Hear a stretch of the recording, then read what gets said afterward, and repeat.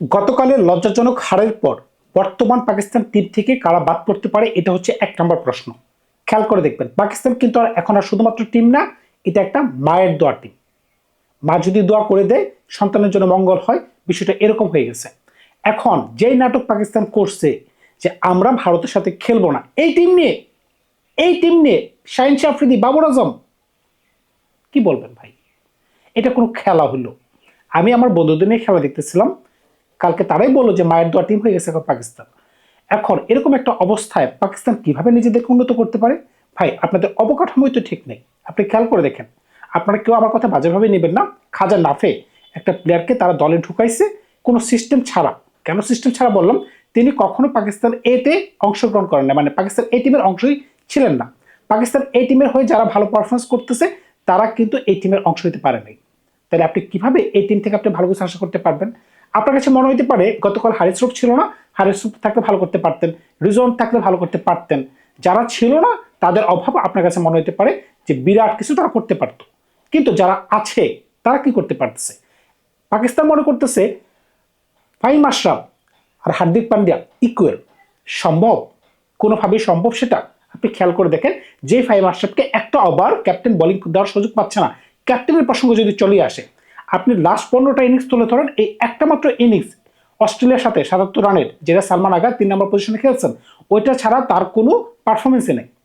তিনি যদি নিজেকে প্রমোট না করতেন তাহলে হয়তোবা দলের ব্যালেন্সটা অন্যরকম থাকতো। খেয়াল করে দেখবেন, যদি বাবর আজম ওপেনিং করতে পারতেন, ফারহানের সাথে, এমনকি আয়ুব যদি নিচে ব্যাটিং করতে পারতেন, কারণ আয়ুবের মেন কাজ তো বোলিং করা ভাই। আয়ুব তো আর ব্যাটসম্যান নাই, স্যাম আয়ুবের কথা বলতেছি।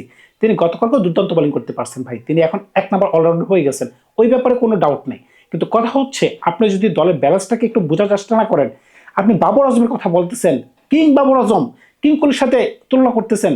আপনি যদি চোখ বন্ধ করেও কিং কোহলির মানে বিগত 20 বছরের ক্যারিয়ারের 2-3টা ভালো ইনিংসের কথা কিন্তু আপনি চোখ বন্ধ করে মনে পড়ে যাবে, কিন্তু বাবর আজম আপনি মনে করতে পারবেন না। আপনি খেয়াল করে দেখেন, কিং কোহলি লাসিথ মালিকাকে তার যৌবনকালে যে পিটারটা পিটাইছে অস্ট্রেলিয়ার মাটিতে, 1 ওভারে ভাই মাথা নষ্ট পিটাইছে, এই জিনিসটা বলতে পারতেছে না। হারিস রূপকে যে একটা ছক্কা মারছে, আপনি এরকম কয়েকটা ঘটনা বাবর আজমের বলেন যে বড় মঞ্চে যেগুলো ইম্প্যাক্ট রাখছে ক্রিকেটে। হ্যাঁ, রান তো অনেকেই করা যায়, শ্রীলঙ্কার সাথেও রান করা যায়, নিউজিল্যান্ডের সাথেও রান করা যায়, কিন্তু বড় মঞ্চে গিয়ে তিনি রান করতে পারছেন। ফাকার জামানকে আপনি বেঞ্চে বসায় রাখছেন, নাসিম শেখ আপনি বেঞ্চে বসায় রাখছেন। শাহিন শাহ আফ্রিদি 2 ওভার বল করে 32 রান দিচ্ছেন, 2টা ওভার তিনি বল করতে পারতেছেন, তিনি নাকি দলের লিড বলার। তাহলে কিভাবে একটা দল ভালো করতে পারে? বুঝতে পারতেছেন কিভাবে সম্ভব? তার পক্ষে আরো রান দেওয়া সম্ভব ছিল যদি ইন্ডিয়ান ব্যাটসম্যানরা আরেকটু তার প্রতি চড়া হতে পারতো। খেয়াল করে দেখেন, প্রথম বলে ঈশান কিষান ছক্কা মারে দিছে, এমনকি দ্বিতীয় বলে রিঙ্কু সিং ছক্কা মারে দিছে। তাহলে তিনি কিভাবে একটা দলের প্রিমিয়াম বলার হতে পারেন?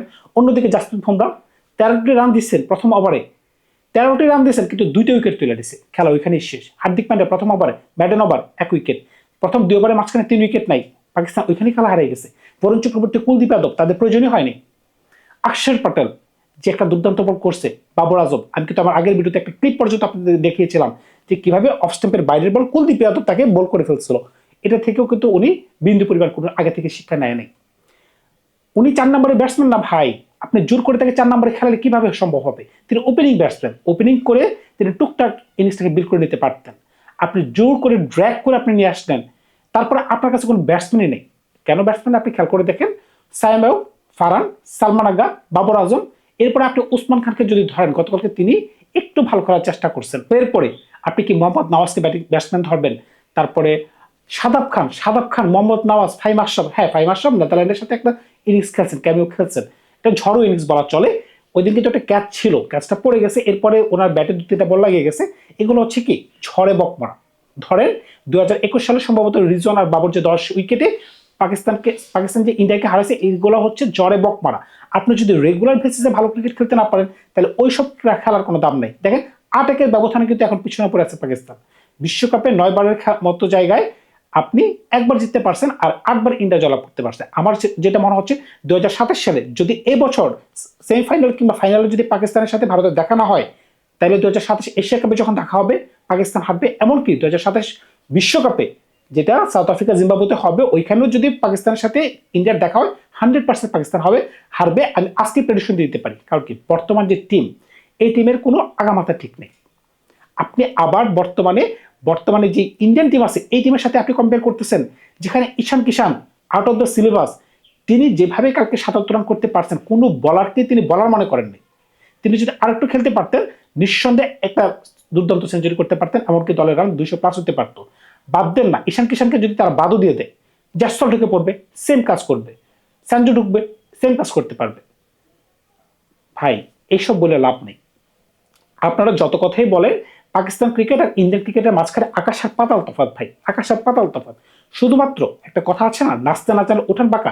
এখন বাংলাদেশ কিন্তু এখন আবার পাকিস্তানকে ফলো করতেছে, পাকিস্তান ক্রিকেটকে ফলো করতেছে। এমনকি পাকিস্তান ক্রিকেটের যে সর্দার মোহসিন নাকভি সাহেব বাংলাদেশ ক্রিকেটকে এমনভাবে ধ্বংস করে দেওয়ার জন্য পায়তারা করতেছে, কারণ নিজেদের ক্রিকেট তো ধ্বংস হয়ে গেছে, এখন আমাদের ক্রিকেটটাকে ধ্বংস করে দেওয়ার একদম 100% পায়তারা করছে, আমাদেরকে বের করে দিছে, এমনভাবে উস্কানি দিছে বাংলাদেশের মানুষজন। আমরা পর্যন্ত তাদের উস্কানিতে এমনভাবে প্রেমে পড়ে গেছিলাম, কারণ কি তারা বলেছিল আমরা বিশ্বকাপ বয়কট করব।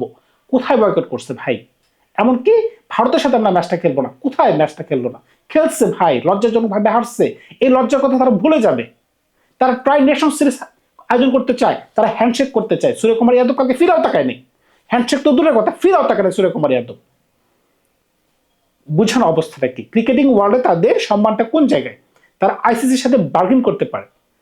আমি একটা কথা বলেছিলাম কয়েকদিন আগে, যেদিন এই মিথটা ভেঙে যাবে, এই একটা ভ্রান্ত ধারণা ভেঙে যাবে যে ভারত পাকিস্তানের ম্যাচ থেকে অত্যাধিক পরিমাণ টাকা উৎপন্ন হয়, এই ভ্রান্ত ধারণা যেদিন মানুষের ভেঙে যাবে, ওই দিন পাকিস্তান ক্রিকেট তলানিতে মিশে যাবে, হয়তোবা বাংলাদেশ ক্রিকেটের থেকেও তারা নিচে পড়ে যাবে। ভাই এত বাইরেন না, এত বাইরেন না। আপনারা টি-20 বিশ্বকাপটাকে নিয়ে এবছর যা করছেন, বাংলাদেশ ক্রিকেটকে ধ্বংস করে দিচ্ছেন, প্লাস আপনাদের নিজেদের ক্রিকেটকে ধ্বংস করে দিচ্ছেন। এমন হাইপ তৈরি হয়েছে ভাই সোশ্যাল মিডিয়াতে, শুধুমাত্র উসমান তারিক, উসমান তারিক, উসমান তারিক। তার প্রতিও কিন্তু ইন্ডিয়ান ব্যাটসম্যানরা কিন্তু এত বাজে খেলে নেই। তবে উসমান তারিক গতকালকে 1 নম্বর বলার ছিল পাকিস্তান টিমে। পাকিস্তান টিমে শাদাব খান মাত্র 1 ওভার বোলিং করতে পারছেন, শাহিন আফ্রিদি মাত্র 2 ওভার বোলিং করতে পারছেন, কোনো প্রিমিয়াম বলার নাই। আবরার খান প্রথম বলে ছক্কা, আবরার খানকে প্রথম বলে ছক্কা। ভাই আসলে ভাই এখানে আবরার খানের দোষটা, আসলে দোষটা কোন জায়গায়? দোষটা হচ্ছে তারা খুবই ভালো মানের ব্যাটসম্যানদের বিরুদ্ধে বল করছে ভাই। একটা সময় কি পাকিস্তান টিম এরকম ছিল? আমরা যখন ছোট থেকে দেখে বড় হয়েছি, আপনি খেয়াল করে দেখেন না, শাহেদ আফ্রিদি 1996 সালে 36 বলে সেঞ্চুরি, তার পার্টনার ছিলেন বামাতে এলিগেন্ট ব্যাটসম্যান সাইদ আনোয়ার, দুর্দান্ত মানে দুর্দান্ত ব্যাটসম্যান ভাই। তার ব্যাটিং দেখে এতটাই ভালো লাগতো, একটা সময় সচিনের সাথে তার পাল্লাপাল্লি যুদ্ধ হইতো, কেউ কারো 20টা সেঞ্চুরি, কারো 21টা সেঞ্চুরি, এরকম ভাবে চলতে থাকতো।